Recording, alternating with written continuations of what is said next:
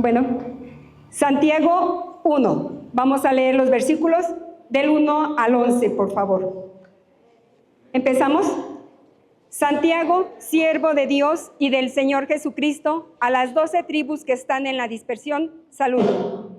Hermanos míos, tened por sumo gozo cuando os halléis en diversas pruebas, sabiendo que la prueba de vuestra fe produce paciencia.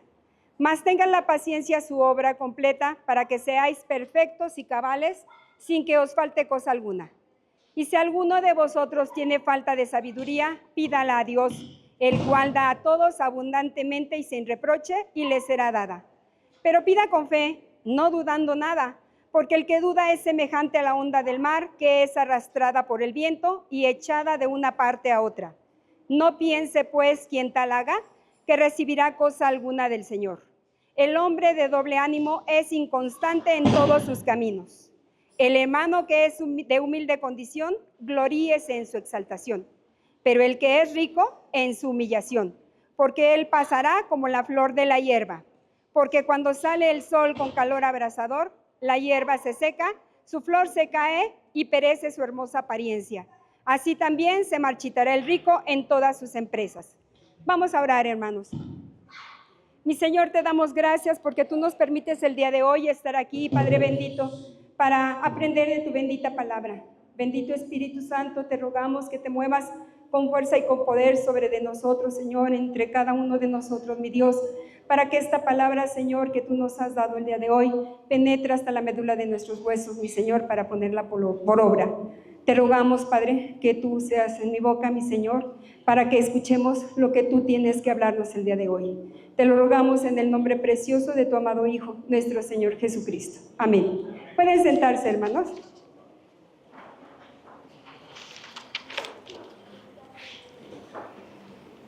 Bien, hermanos, el día de hoy, como ya lo dijo nuestra pastora, vamos a continuar con el Nuevo Testamento, pero vamos a iniciar el libro de Santiago, que es una epístola universal y de la cual haremos una visión general.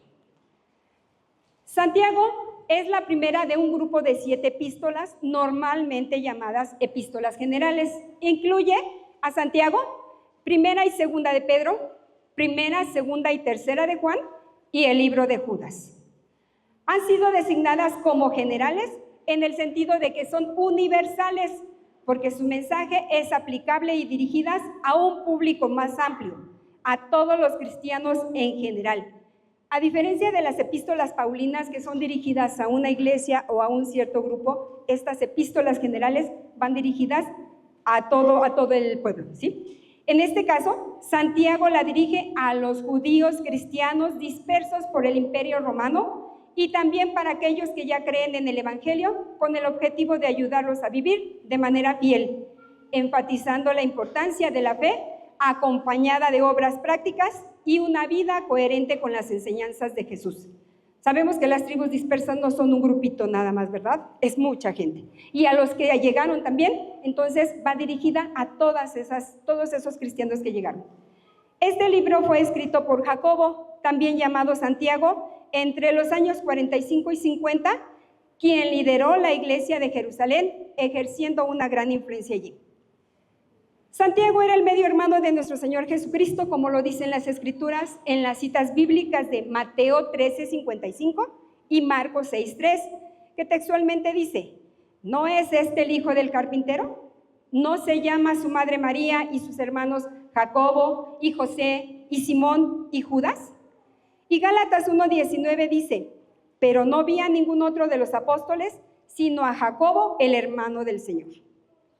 Al principio recordemos que Santiago no fue uno de los 12 discípulos escogidos por Jesús, pero después de su conversión fue uno de los principales líderes de la iglesia primitiva en Jerusalén, respetado por muchos judíos y cristianos. Hay muchos temas diferentes y aparentemente que no tienen conexión en el libro de Santiago, como la perseverancia en las pruebas, las riquezas y la pobreza, la sabiduría, el peligro de la lengua, que ya en semanas anteriores nos predicó nuestra hermana Arminda, la oración, la fe y las obras, pero lo que une a todos estos temas es el deseo del apóstol de tomar las enseñanzas de Jesús y aplicarlas a la vida cristiana.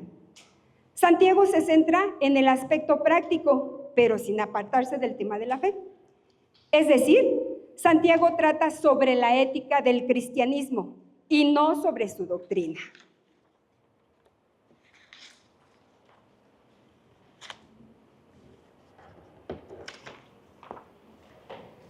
Santiago murió alrededor del año 62 después de Cristo, pero no tenemos detalles de su muerte. Y bueno, hermanos, sin más preámbulo, entremos al libro de Santiago 1, y para ello he dividido Santiago en 3 temas diferentes, y el primero de ellos es la presentación. Versículo 1. Santiago, siervo de Dios y del Señor Jesucristo, a las 12 tribus que están en la dispersión, salud. Hermanos, yo quiero preguntarles, ¿quién se presenta en este primer versículo? Santiago, correcto. Se presenta Santiago. En la frase inicial, Santiago, siervo del Señor, de Dios y del Señor Jesucristo, el término siervo corresponde literalmente a un ¿qué? ¿Qué es un siervo? Un esclavo, ¿verdad? Alguien que sirve, un esclavo. Hermanos, yo no sé qué hubieran hecho ustedes, pero si yo hubiera sido la media hermana de nuestro Señor Jesucristo, al escribir este libro, yo creo que de manera humanamente hablando, habría intentado dar a conocer a la gente que iba a leer este libro, que yo era su hermana, ¿verdad? Que era mi hermano, ¿sí? Qué orgullosa. Humildemente yo creo que hubiera dicho, es mi hermano, he convivido con él, ¿sí? No sé qué hubieran hecho ustedes. Pero ¿qué pasó con Santiago? Santiago no actuó así. Él se calificó a sí mismo como un esclavo de Dios y del Señor Jesucristo. A principio los hermanos humanos de nuestro Señor Jesucristo no creían en Él, no creían que Él era el Hijo de Dios. Pues después de todo, ¿qué pasó? Crecieron con Él, jugaban con Él, lo vieron cómo iba creciendo. A lo mejor algunas veces vieron que hacía una que otra cosa fuera de lo normal, ¿no? Pero pues no hasta ahí. Nunca creyeron que Él era el Salvador del mundo, que Él iba a ser el Salvador del mundo. Nuestro Señor Jesucristo era tan humano que se encontraba aquí sobre la tierra, y aún sus propios hermanos no creyeron en Él al principio. Y hermanos, esto no lo digo yo, lo dice la Biblia, aquí en Juan 7, del 3 al 5. Y le dijeron sus hermanos, sal de aquí y vete a Judea, para que también tus discípulos vean las obras que haces, porque ninguno que procura darse a conocer, hacer algo en secreto. Si estas cosas haces, manifiéstate al mundo, porque ni aún sus hermanos creían en Él. Déjenme darles un panorama tantito. Recordemos que nuestro Señor Jesucristo era perseguido ya en ese entonces por los judíos en Judea, por eso Él no fue para allá, subió a Galilea. Venía la fiesta de los tabernáculos y quiso llegar ahí con sus hermanos, pero fue de esa manera que sus hermanos lo recibieron, ¿sí?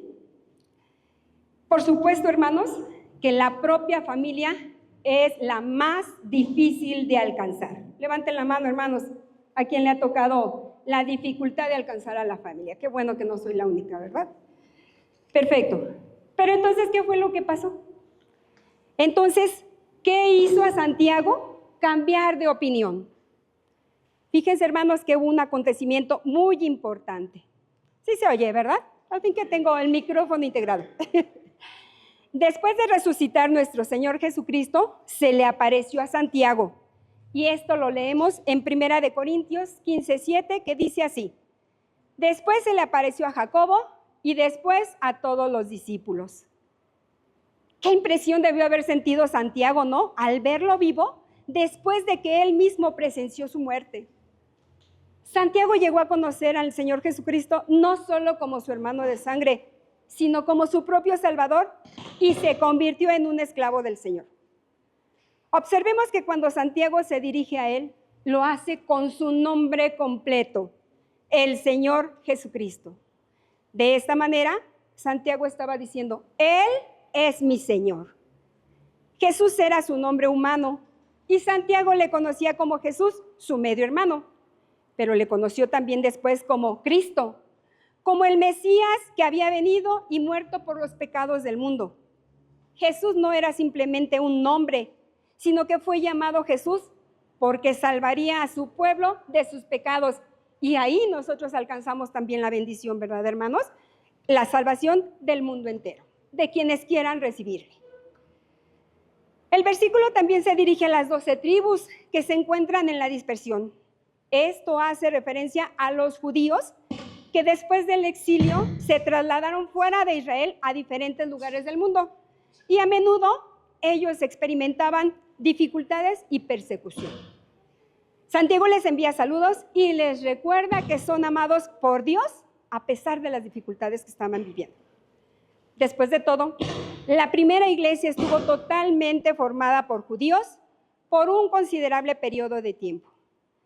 Algunos no judíos se convirtieron a la fe cristiana y más tarde hubo una gran renovación espiritual que surgió en el centro mismo del Imperio Romano, en la zona donde actualmente es el país de Turquía, y allí es donde estaban situadas las 7 iglesias de Asia Menor. Pero este versículo finaliza diciendo, salud, cuyo término griego, no dije salud para el que estornudó, dice salud, cuyo término griego significa literalmente alegraos. Fíjense bien, desde aquí nos está diciendo alégrense, es un saludo que les da, pero les dice alégrense, así de sencillo, hermanos. Y vamos con el siguiente tema 2, titulado exhortación. Vamos de los versículos 2 al 8. Versículo 2. Hermanos míos, tened por sumo gozo cuando os halléis en diversas pruebas.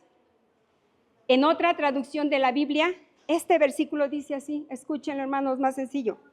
Amados hermanos, cuando tengan que enfrentar problemas, considérenlo como un tiempo para alegrarse mucho. Híjole, este es el primer mandamiento que Santiago da en su epístola y demasiado fuerte e imperativo, ¿verdad? ¿Cómo? Estoy en sufrimiento y me tengo que alegrar. Sí, hermanos. Para entender bien lo que quiere decir con ello, vamos a definir la palabra gozo porque dice gócense, ¿verdad?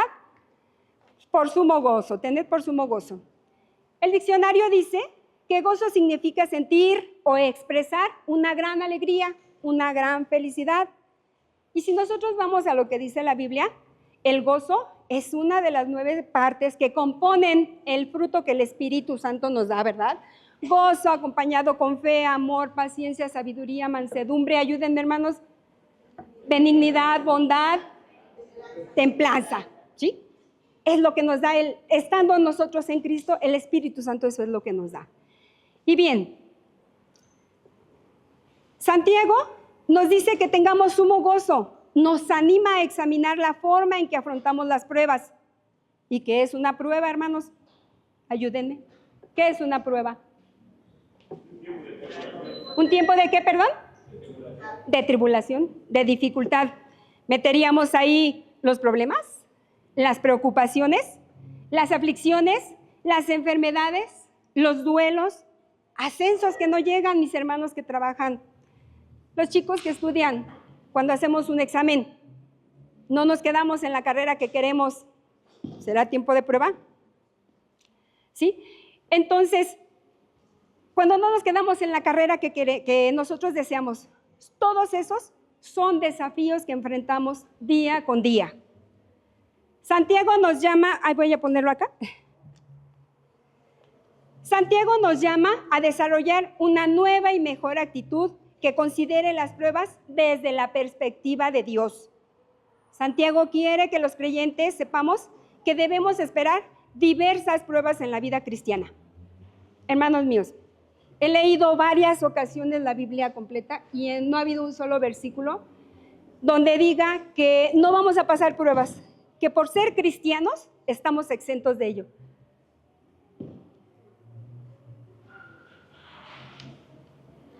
¿Sí? ¿Así? Gracias. ¿Hay algún versículo, hermanos, que diga que por ser cristianos estamos exentos de ellos? No, hermanos, no. Pero fíjense bien lo que dice. Las pruebas forman parte de nuestra experiencia como cristianos. Sin embargo, en Juan 16:33 dice, Jesús les dijo a sus discípulos, en el mundo tendréis aflicción, pero confiad, yo he vencido al mundo. Normalmente una prueba no es motivo de gozo. Las pruebas son difíciles y dolorosas, sin embargo tienen un propósito. Con frecuencia vemos las pruebas desde un punto de vista negativa o asumimos que no puede haber gozo en las dificultades. Peor aún, consideramos los tiempos difíciles como una maldición de Dios sobre nosotros o como su castigo por nuestro pecado y no como lo que realmente son. Oportunidades para madurar con gozo hasta llegar a ser como ¿quién, hermanos? Como Cristo. Por eso Juan 16:33 dice, confiemos ¿en quién? En Jesús. Nosotros tenemos dificultades, pero dice Jesús, confíen, yo he vencido al mundo, ¿sí? En otras palabras, amado hermano, amada hermana, con fe y alegría transformemos las pruebas en lecciones que fortalezcan nuestro espíritu y nos permitan brillar para los demás. Cambiemos nuestra actitud ante los problemas y pasemos del temor a la esperanza y la fe en Dios, y así podremos descubrir el amor incondicional que Dios nos tiene. Cada que paso por una prueba me viene a la cabeza cuando nuestros pastores nos dicen, ¿verdad? No demos testimonio. ¿Cómo estás? Bien, vamos a afrontarlo con serenidad, con paciencia, con gozo, ¿sí? Versículo 3. Sabiendo que la prueba de vuestra fe produce paciencia. Fíjense bien, hermanos, aquí tenemos 3 términos importantes que es muy necesario que definamos. El primero es prueba, que ya lo vimos. El segundo es fe y el tercero es paciencia. Las pruebas dijimos que son todas las cuestiones, los retos que vivimos día con día, ¿sí? La fe, hermanos, vamos con el término fe. ¿Qué es la fe? Díganme, así como dice la Biblia, ¿qué es la fe, hermanos? La fe. Hebreos 11:1 dice que la fe es la certeza de lo que se espera, la convicción de lo que no se ve. Esto significa que la fe no solo es creer en algo o en alguien, sino también confiar en ello con una certeza tan fuerte que actúa como evidencia de que existe, aunque nosotros no lo veamos. ¿Lo entendieron? En pocas palabras, hermanos, la fe no solamente es creer en Dios, es creerle a Dios y vivir de acuerdo a su palabra. Amén, hermanos. Y la definición de paciencia, según la Biblia, la paciencia es la capacidad de soportar las demoras, los problemas, la oposición y el sufrimiento sin enojo, sin frustración o ansiedad. Es la habilidad de hacer la voluntad del Señor y aceptar las cosas a su tiempo. ¿Al tiempo de quién? ¿Será el mío? ¿Al de usted, hermano? No, al tiempo de Dios. Y hermanos, todo esto nos trae como resultado la paciencia, porque la paciencia es el resultado de la prueba de nuestra fe, es decir, es el fruto de la confianza en Dios que hemos desarrollado a través de las dificultades y una de las virtudes más importantes de la vida de un cristiano. No es simplemente esperar de manera pasiva a que las cosas cambien, sino más bien es una actitud activa de confianza y perseverancia, diríamos nosotros, de oración, ¿verdad? La paciencia nos ayuda a resistir las tentaciones, a mantener la paz en nuestro corazón y crecer en el amor hacia los demás. Hermanos míos, ¿saben ustedes lo que hace un buscador de oro cuando lo encuentra? Les platico tantito. El buscador de oro, cuando encuentra ese material, lo lleva a la oficina de un especialista. El especialista lo mete bajo fuego a altas temperaturas y pone sobre de él un ácido, ¿sí? Dependiendo la reacción del ácido encima del metal, es como el especialista va a decidir si ese metal precioso es genuino o no. Hermanos, eso es lo que sucede, lo que hace Dios con nosotros. De esa misma manera, Dios prueba nuestra fe para saber si es genuina o no. Alguien lo ha expresado de la siguiente manera: El ácido del dolor prueba la moneda del creer. Ese ácido que nosotros tenemos en nuestra vida es el dolor, ¿verdad? Que llega con las pruebas que tenemos. ¿Y qué es lo que prueba ahí?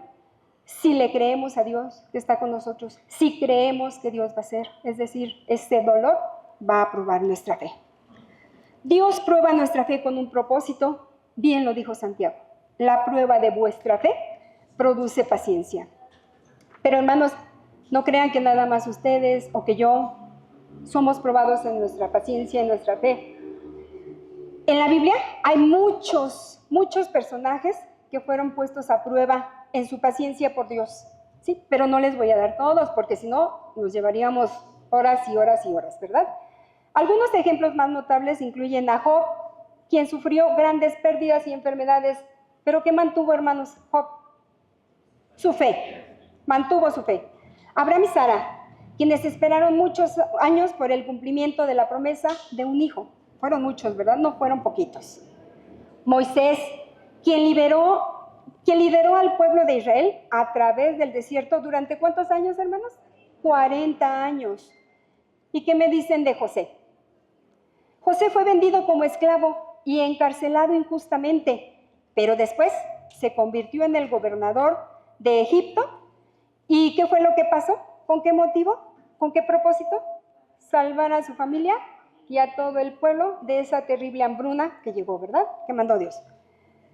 Dios tiene un propósito para cada uno de nosotros, queridos hermanos. Podemos contar con ello. Y podemos saber que Dios está actuando, produciendo algo en nuestras vidas. Muchas veces no vamos a entender el propósito que Dios tiene en esas pruebas al momento, sino tiempo después. O tal vez, hermanos, nunca entendamos cuál es ese propósito que Dios tenía. Pero esta es la prueba de la fe. Vivimos por fe y no por lo que vemos. Amén, hermanos. Versículo 4. Mas tengan la paciencia su obra completa, para que seáis perfectos y cabales, sin que os falte cosa alguna. Cuando decimos que la paciencia debe tener su obra completa, implica que la paciencia no es simplemente un estado de ánimo, sino un proceso de crecimiento espiritual que requiere tiempo y compromiso para que las personas puedan alcanzar la perfección y la integridad, es decir, que se vuelvan maduras y completas en su fe. Esto significa que han sido moldeadas por las pruebas y están preparadas para servir a Dios y a otros. Hermanos, les pregunto, ¿cuándo alcanzaremos nosotros la perfección? ¿Algún día la alcanzaremos? En este mundo no, hasta que veamos a Jesús cara a cara, ¿sí? Ahí vamos a alcanzar la perfección. Y mientras tanto, ¿qué nos queda, hermanos? Prepararnos, ¿sí? ¿Qué pasa si somos impacientes, hermanos?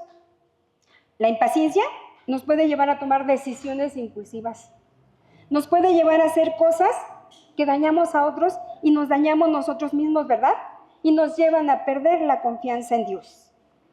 Además, la falta de paciencia puede afectar nuestras relaciones con los demás y generar conflictos innecesarios.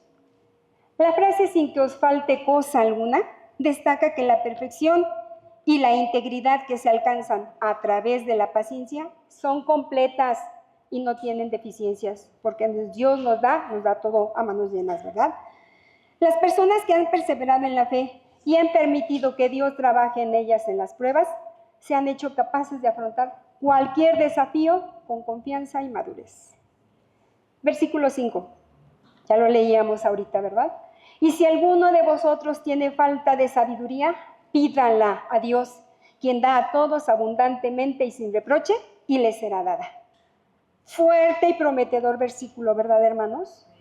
La palabra sabiduría no solo se refiere al conocimiento o la inteligencia, sino a la habilidad práctica de vivir de acuerdo a la voluntad de Dios y aplicar ese conocimiento en nuestra vida diaria. La sabiduría va mucho más allá de la inteligencia, ya que implica una comprensión profunda de las cosas y una habilidad para aplicar conocimiento de manera práctica y distinguir entre lo bueno y lo malo, separarlo, saber separar. La sabiduría no es algo que podamos adquirir por nosotros mismos, es un regalo de Dios. Recuerdo en el curso que estamos tomando ahorita con la pastora que trae una caja, ¿verdad? Nos mostró una cajita donde vienen adentro muchas cosas. Esa caja es el cuerpo de Cristo que vino a darnos la salvación, ¿verdad? Vino a darnos ese inmenso regalo, pero viene en paquete completo, ¿verdad? Dentro, cuando destapa esa caja, vienen más regalos que Dios nos da. Y parte de ello dice, una de ellas, la sabiduría, sí dice, pídanla, ¿sí? Entonces, recuerden que nuestro Señor Jesucristo vino con paquete completo, entonces no nos quedemos aquí sentados, hermanos, hablemos, oremos. Y bueno, esto puede significar aprender a escuchar a muchos otros, lo que nosotros hacemos, la sabiduría, tomar decisiones más sabias en el trabajo o en la familia y tener una actitud más humilde y compasiva hacia los demás. Y en este versículo tenemos una excelente promesa. Santiago nos dice que cuando le pedimos a Dios sabiduría, Dios nos responde y nos la da ¿cómo, hermanos? Abundantemente, nos las da generosamente, sin recordar, fíjense bien, no nos pone pretexto, sin recordar nuestras fallas. Versículo 6. Pero pida con fe, no dudando nada, porque el que duda es semejante a la onda del mar, que es arrastrada por el viento y echada de una parte a otra. Híjole, Dios no dice todo en la sabiduría, pero nos pone una condición. Si pescaron, hermanos, ¿cuál es la condición? ¿Cuál es? ¿Cómo?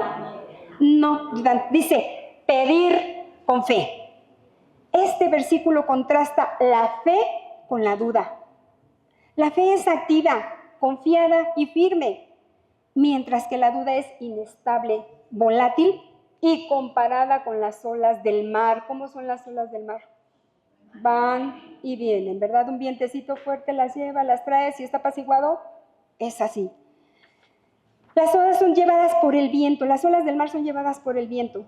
La fe nos lleva a acercarnos a Dios con seguridad en su respuesta, mientras que la duda nos paraliza y nos aleja de Él. Pedir con fe y sin dudar es otra de las prácticas importantes para cualquier cristiano, hermanos. En Mateo 21-22, Jesús dijo que todo lo que pidiéramos en oración, creyendo, lo recibiríamos, ¿verdad? Así que si pedimos cualquier cosa a Dios, debemos hacerlo con fe y sin dudar, porque Él siempre responderá a nuestras oraciones. Sin embargo, hermanos, algunos de ustedes pueden decir, yo no he recibido lo que he pedido, ¿sí?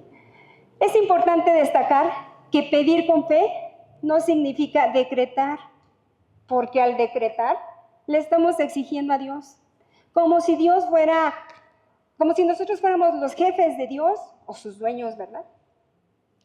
Más bien debemos pedir y orar con humildad, sabiendo que Dios tiene 3 respuestas. Cuando nosotros ponemos todo en manos de nuestro Padre amoroso, díganme ustedes qué padre quiere para su hijo lo peor. Y si sabe que eso le va a hacer daño, se lo da. ¿No, verdad, hermanos? Así es Dios.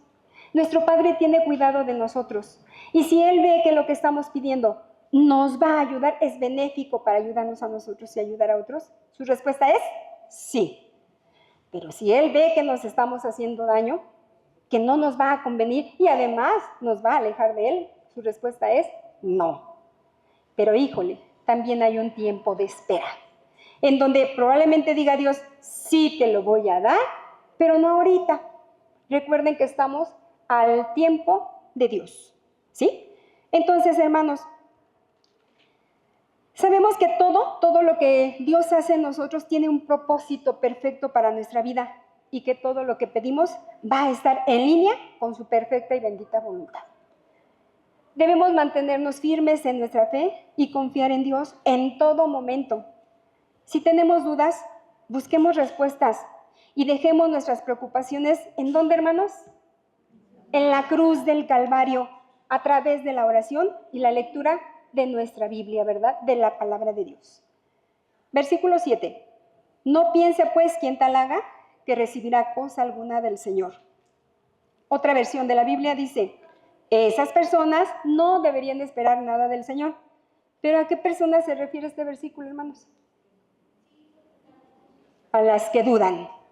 ¿Sí? Nos está hablando de la duda ya. Y nos explica las consecuencias de la duda. Si pedimos a Dios con duda, no podemos esperar recibir lo que pedimos porque no estamos confiando plenamente en Él y en su respuesta. La duda es un obstáculo para la bendición de Dios.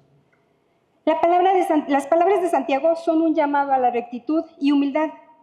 En lugar de buscar nuestras propias satisfacciones, debemos aprender a confiar en Dios y a aceptar su voluntad. ¿Qué tal, hermanos, cuando no conseguimos lo que queremos y que Dios nos está diciendo, espera? Y ahora digo, pues conozco a fulanito y vamos a buscarlo y él me va a ayudar. Recordemos, hermanos, hermanas, vuelvo a decirles, cuando ponemos las cosas en manos de Dios, Él va a hacerlo de acuerdo a su voluntad y a su tiempo.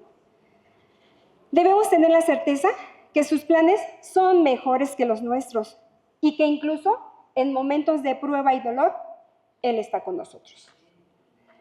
Versículo 8.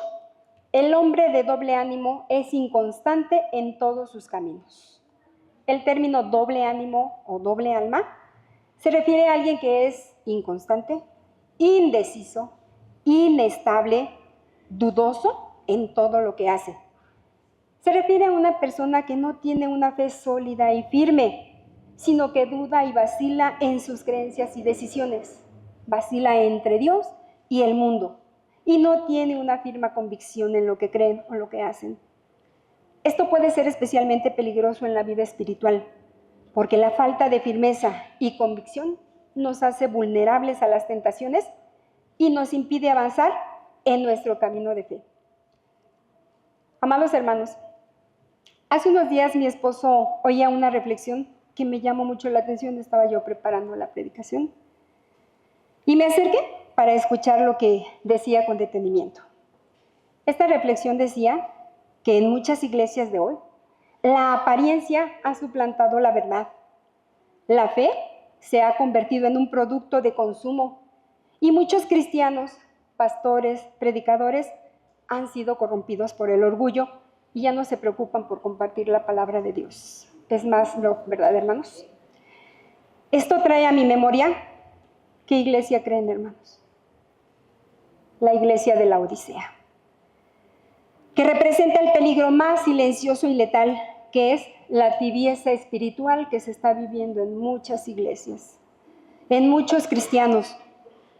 Fíjense bien, los cristianos de la Odisea no eran falsos maestros, tampoco adoraban ídolos, ni perseguían a los justos. Simplemente recuerden que se habían vuelto cómodos, autosuficientes e indiferentes. Y esto bastó para que Cristo los rechazara y les dijo en Apocalipsis 3, 15 y 16. Yo conozco tus obras, que ni eres frío ni caliente. Ojalá fueras frío o caliente, pero por cuanto eres tibio y no frío ni caliente, te vomitaré de mi boca. Hermanos, qué fuertes palabras, ¿no? Tenemos que salir de nuestra zona de confort. Cristo nos está diciendo ahora que tenemos que venir a servirle, porque Él no quiere una iglesia que viva a medias, no quiere creyentes que lo sigan solo de palabra, no quiere corazones divididos entre Dios y el mundo. Dios tampoco acepta una iglesia que lo nombre sin vivir para Él. Él quiere pasión, entrega, fuego. Jesús vomita la iglesia tibia porque contradice todo lo que Él es. ¿Qué es Él, hermanos? Él es fuego consumidor. Él es luz en las tinieblas. Él es verdad absoluta. Y una iglesia que vive sin calor, sin claridad y sin verdad, no puede representarlo. El deseo de Dios para su iglesia es claro: santidad, entrega y fervor. Él quiere una iglesia sin mancha, sin doblez, sin máscara. Quiere un pueblo que lo ame más que al mundo, que predique su palabra sin temor, que viva en obediencia y temor reverente. Hermanos, que no seamos cristianos de cada 8 días nada más. Que participemos en las cosas de la iglesia. La iglesia nos necesita, todos nos necesitamos, nuestros pastores necesitan que estemos nosotros con ellos, hermanos. No seamos de doble ánimo, decidamos a quienes queremos servir, porque es donde esté su tesoro, hermana, donde esté su tesoro, hermano, allí también estará su corazón. Y vamos con el tema 3, que es el llamado, de los versículos 9 al 11. Hermanos, discúlpenme, los estoy durmiendo, ya mero terminamos. 3 versículos nada más, ya. En estos 3 versículos, el apóstol hace un llamado. ¿A quiénes? Llama a los humildes y a los ricos, y vamos a ver qué es lo que les dice. Versículo 9. El hermano que es de humilde condición, gloríese en su exaltación. Otra versión dice, el hermano de condición humilde debe sentirse orgulloso de su alta dignidad. ¿Alguien de aquí, hermanos, alguno de nosotros puede decir, yo soy una persona que no tiene recursos? Amado hermano, siendo usted un hijo de Dios, posee una gran riqueza. Este versículo anima a los creyentes que se encuentran en circunstancias humildes a no sentirse avergonzados ni desanimados por su pobreza material. En cambio, deben alegrarse en su exaltación espiritual, es decir, en su posición elevada ante Dios y en las riquezas eternas que poseen. ¿En quién, hermanos? En Cristo, porque en Él lo tenemos todo. Aún el creyente más humilde que nos esté escuchando, incluso la persona que menos recursos materiales tenga a su disposición, tiene que reconocer que es rica en Cristo, lo cual es un motivo para estar alegres, hermanos. A menudo, las personas se deshacen en orgullo cuando alcanzan el éxito en su vida profesional, al conseguir un título académico o al adquirir un bien material costoso. Sin embargo, Dios nos llama a ser diferentes en nuestra forma de pensar y actuar. Si somos humildes, debemos encontrar nuestra gloria en lo que verdaderamente importa, nuestra relación con Dios y nuestra capacidad para amar y servir a los demás. Versículo 10. Pero el que es rico en su humillación, porque él pasará como la flor de la hierba. Este versículo también instruye a los creyentes ricos a no vanagloriarse de sus riquezas, sino más bien a regocijarse en la humillación que Dios tiene en sus vidas. Esto puede referirse a la humildad que se necesita para reconocer la propia necesidad de un Salvador y a la comprensión de que las riquezas son temporales y no pueden asegurar la salvación. Los que son ricos en este mundo tienen que ser conscientes de que su riqueza no es segura y que pueden perder todo lo que tienen en cualquier momento. Tenemos que reconocer que el dinero nunca nos dará la verdadera felicidad ni la paz en la vida. La riqueza nos puede hacer sentir temporalmente satisfechos y cómodos, pero nuestra verdadera felicidad y propósito en la vida se encuentra en nuestra relación con Dios y con los demás. Hay que tener en cuenta que el objetivo de la Biblia no es desalentarnos de trabajar duro para conseguir los recursos materiales, porque ya los vi que se me quedaron viendo, sobre todo los jóvenes, que entonces, ¿para qué estudio para una carrera? Entonces, ¿para qué hago mi diplomado? Entonces, ¿para qué hago mi doctorado? No, tenemos que seguir haciéndolo. Más bien, hermanos, ¿a qué se refiere?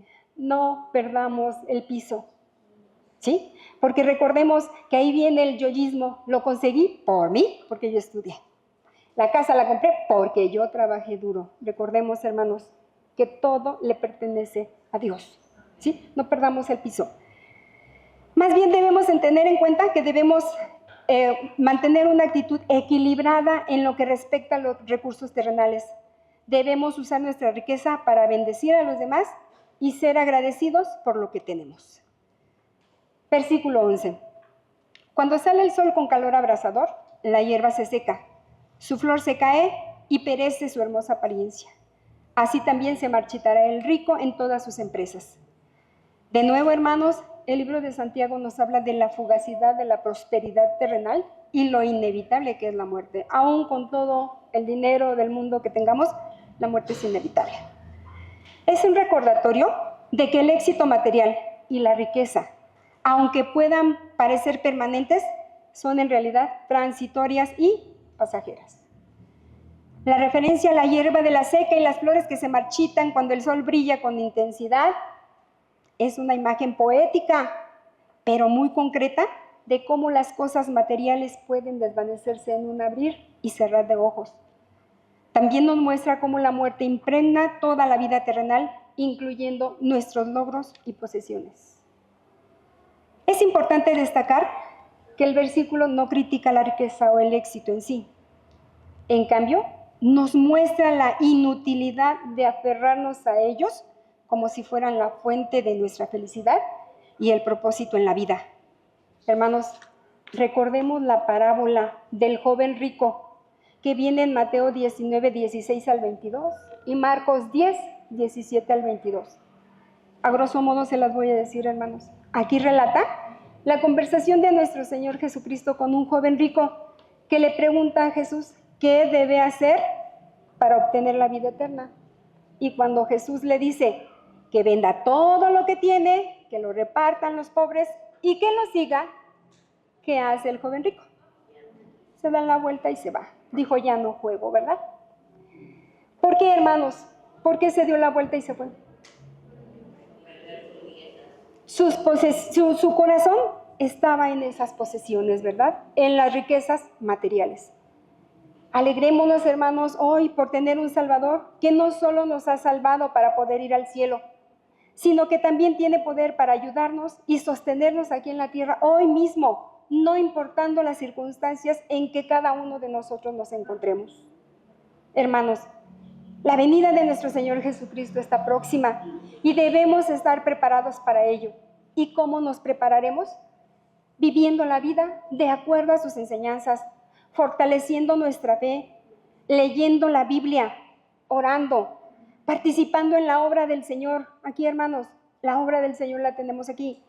No nos arriesguemos a ser excluidos de la salvación y vivir el juicio y sus consecuencias. Amén, hermanos. En conclusión, mencionaré 3 aprendizajes que esta porción del capítulo 1 del libro de Santiago nos deja. Primero, como siervos de nuestro Señor Jesucristo tenemos un llamado a la acción, es decir, los creyentes debemos vivir nuestra vida de acuerdo con los principios del Evangelio, manifestando fe a través de las obras que hacemos y viviendo con gozo las diversas pruebas por las que pasemos. Segundo, nos hace ver la importancia de la sabiduría, pero no cualquier sabiduría. La sabiduría que viene de Dios para resistir las tentaciones y tomar decisiones correctas, como la de servirle totalmente a Él y dejar la tibieza espiritual.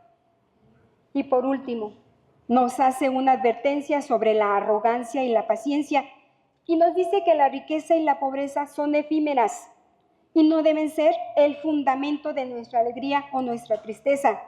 Si Dios nos da, Dios nos quita, ¿verdad, hermanos?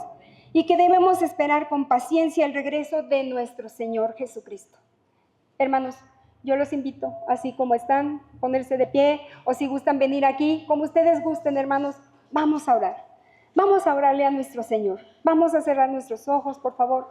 Amado Padre, te damos gracias por las palabras que hoy tú nos diste, Señor, donde nos haces ver que somos tus siervos y debemos vivir con este propósito, porque a eso nos has llamado. Te rogamos, Padre eterno, que nos des la sabiduría que necesitamos para tomar las decisiones correctas y vivir conforme a tu perfecta voluntad, viviendo también esas pruebas que enfrentemos como tu palabra lo manda, mi Señor, con gozo y paciencia. Que nos dé sabiduría para entender que nuestros tesoros no están aquí en la tierra, sino en el cielo a tu lado. Que dispongamos nuestros corazones y los hagas sensibles a tu llamado y servir en tu obra, Padre eterno, porque la venida de tu Hijo está próxima y debemos estar preparados para ello. Y también te rogamos, Padre amoroso, que quites esa tibieza espiritual de nosotros para hacer tu perfecta voluntad con santidad, entrega y fervor como a ti te agrada. Todo esto, mi Señor, te lo rogamos en el precioso nombre de tu amado Hijo, nuestro Señor Jesucristo. Amén y amén. Hermanos, muchas gracias. Que tengan bendecida tarde.